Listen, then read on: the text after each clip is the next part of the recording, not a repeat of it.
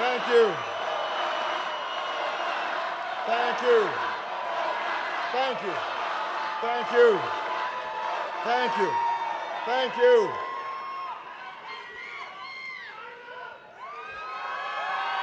Thank you. Thank you. Thank you. Thank you, Iowa. You know, they said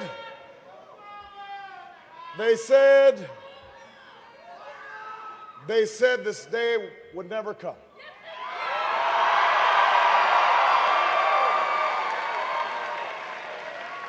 They said our sights were set too high.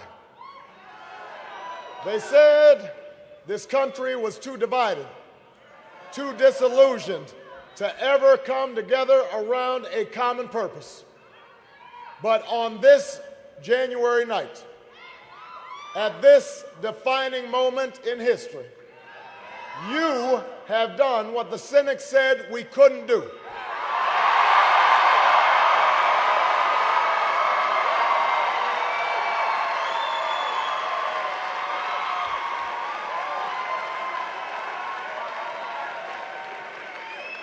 You have done what the state of New Hampshire can do in 5 days.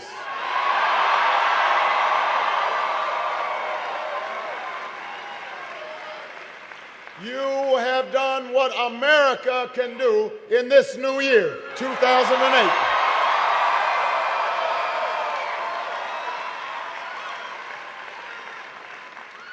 In lines that stretched around schools and churches, in small towns and in big cities, you came together as Democrats, Republicans, and independents to stand up and say that we are one nation, we are one people, and our time for change has come.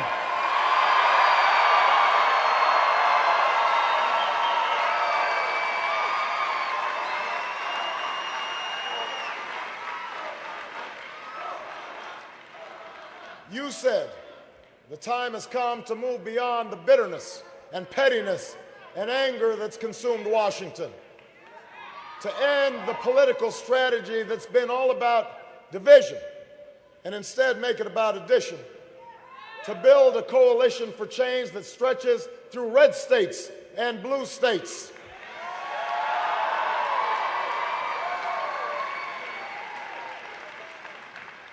Because that's how we'll win in November, and that's how we'll finally meet the challenges that we face as a nation.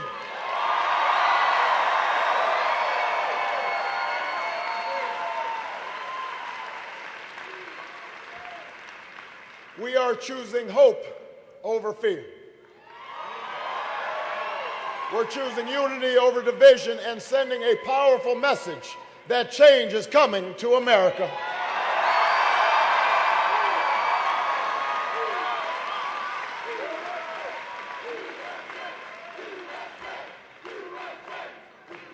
You said the time has come to tell the lobbyists who think their money and their influence speak louder than our voices that they don't own this government. We do, and we are here to take it back.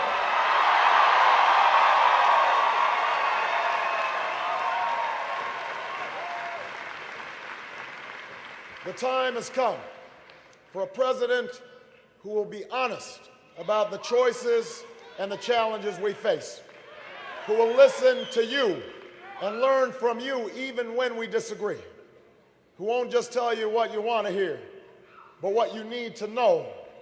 And in New Hampshire, if you give me the same chance that Iowa did tonight, I will be that president for America.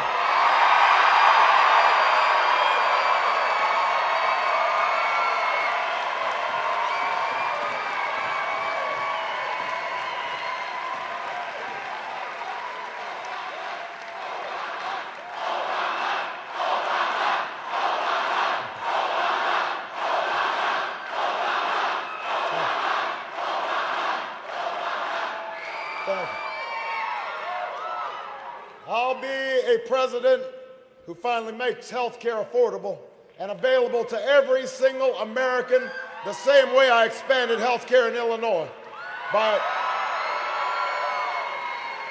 by bringing Democrats and Republicans together to get the job done.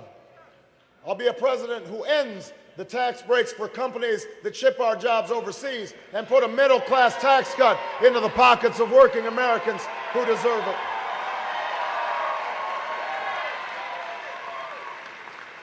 I'll be a president who harnesses the ingenuity of farmers and scientists and entrepreneurs to free this nation from the tyranny of oil once and for all.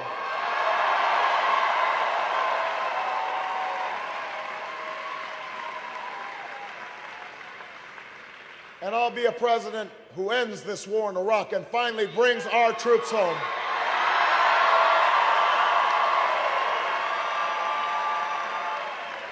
Who restores our moral standing, who understands that 9/11 is not a way to scare up votes, but a challenge that should unite America and the world against the common threats of the 21st century.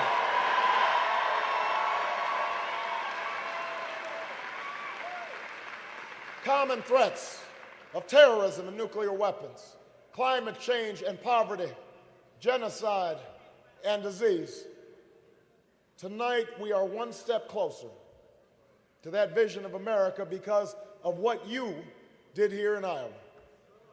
And so I'd especially like to thank the organizers and the precinct captains, the volunteers and the staff who made this all possible.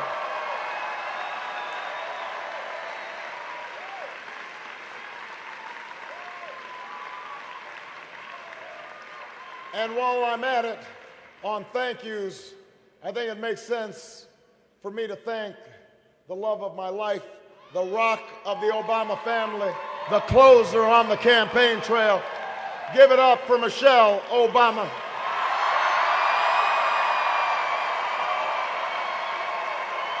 You.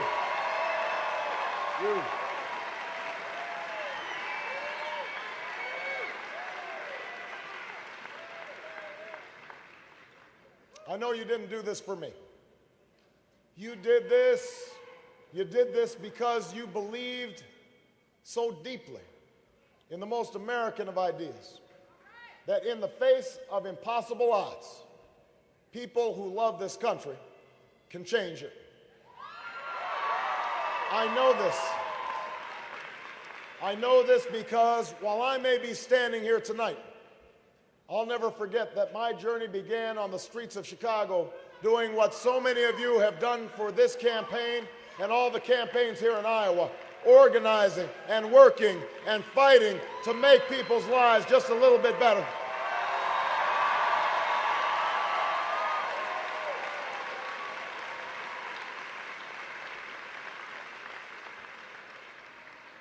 I know how hard it is. It comes with little sleep, little pay, and a lot of sacrifice. There are days of disappointment, but sometimes, just sometimes, there are nights like this. A night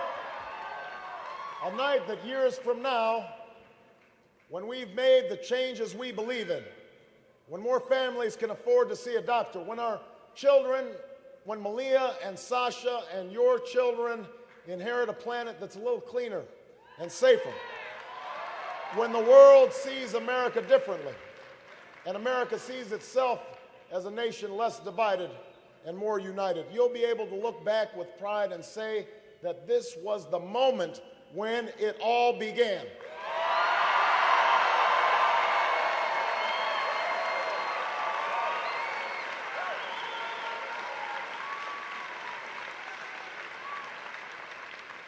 This was the moment when the improbable beat what Washington always said was inevitable. This was the moment when we tore down barriers that have divided us for too long, when we rallied people of all parties and ages to a common cause, when we finally gave Americans who'd never participated in politics a reason to stand up and to do so. This was the moment when we finally beat back the politics of fear and doubt and cynicism, the politics where we tear each other down instead of lifting this country up. This was the moment.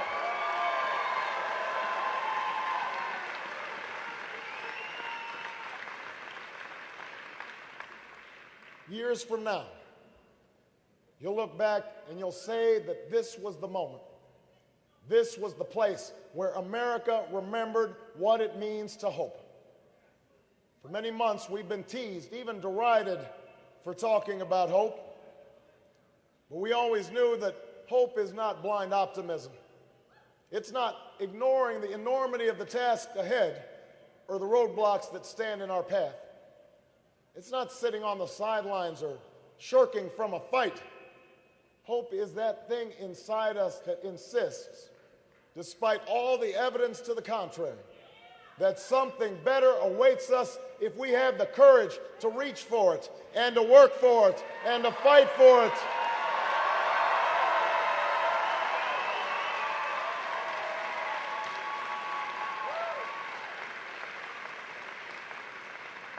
Hope is what I saw in the eyes of the young woman in Cedar Rapids who works the night shift after a full day of college and still can't afford health care for a sister who's ill. A young woman who still believes that this country will give her the chance to live out her dreams. Hope is what I heard in the voice of the New Hampshire woman who told me that she hasn't been able to breathe since her nephew left for Iraq, who still goes to bed each night praying for his safe return. Hope is what led a band of colonists to rise up against an empire, what led the greatest of generations to free a continent and heal a nation, what led young women and young men to sit at lunch counters and brave fire hoses and march through Selma and Montgomery for freedom's cause.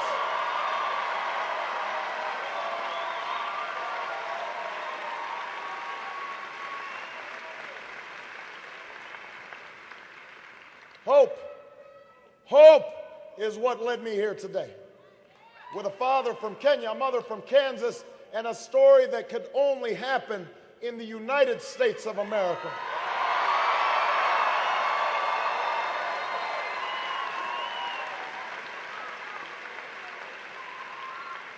Hope is the bedrock of this nation.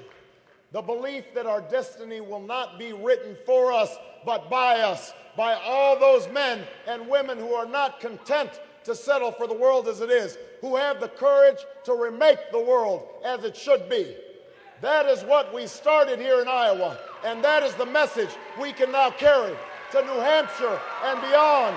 The same message we had when we were up and when we were down, the one that can change this country brick by brick, block by block, callous hand by callous hand, that together, ordinary people can do extraordinary things, because we are not a collection of red states and blue states. We are the United States of America. And in this moment, in this election, we are ready to believe again. Thank you, Iowa.